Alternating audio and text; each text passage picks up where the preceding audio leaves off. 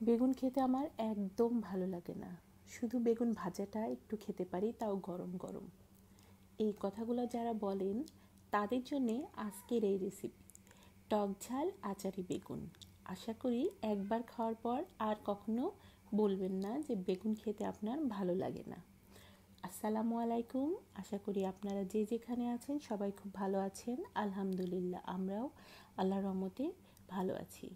তো আজকে আচারে বেগুনের জন্য প্রথমে আমি বেগুনগুলো কেটে নেব। আমি এখানে ছোট ছোট দুইটা বেগুন নিয়েছি, কারণ আমার বাসায় লোক সংখ্যা কম আর এটা খুব অল্পতেই খাওয়া হয়ে যায়।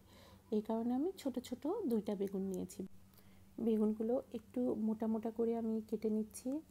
আর এটার যে শেপের দরকার আছে এরকম কিছু না, কারণ রান্নার পর এটা যখন ভুনা করব তখন এটার কোনো আলাদা শেপ থাকবে না, এই জন্য একটু মোটা মোটা করে কেটে নিলেই চলবে। এরপর ভালোভাবে ধুয়ে আমি হলুদ লবণ মাখিয়ে বেগুনগুলো এপিট ওপিট ভেজে নেব। এটা পুরোপুরি সিদ্ধ করে ভাজার দরকার নেই, মোটামুটি মানে হালকা শক্ত থাকতেই এটাকে নামিয়ে নেওয়া যাবে। এই যে দেখেন দুই পাশ মোটামুটি ভাজা হয়ে গিয়েছে, এখন এগুলো আমি তুলে নেব। এখন আমি আদা রসুন আর পেঁয়াজ পেস্ট করে নেব। আদার পরিমাণটা খুব সামান্য দিতে হবে। এরপর মশলাগুলো তেলে দিয়ে ভালোভাবে তার সাথে লবণ হলুদ আর মরিচ গুঁড়া দিয়ে আমি মশলাটা কষিয়ে নেব।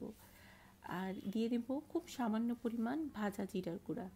এরপরে মশলাটা আমি একটু কষিয়ে নেওয়ার পরে পানি দিয়ে দিব, যাতে মশলাটা ভালোভাবে রান্না হয়ে যায়, মশলার কাঁচা গন্ধটা না আসে। যেহেতু বেগুনটা আমার ভাজা, এই জন্য বেগুনটা চুলায় দেওয়ার পর বেশিক্ষণ কিন্তু নাড়া লাগবে না।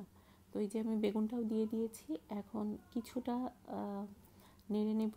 নিয়ে এর ভিতরে এখন সেই টকের ব্যাপারটা আসছে। আমি এখন সামান্য একটু চিনি দেবো, এটা অপশনাল, চাইলে নাও দিতে পারেন। আমার ভালো লাগে একটু মিষ্টি ভাব হয়, এই জন্য আমি দিই।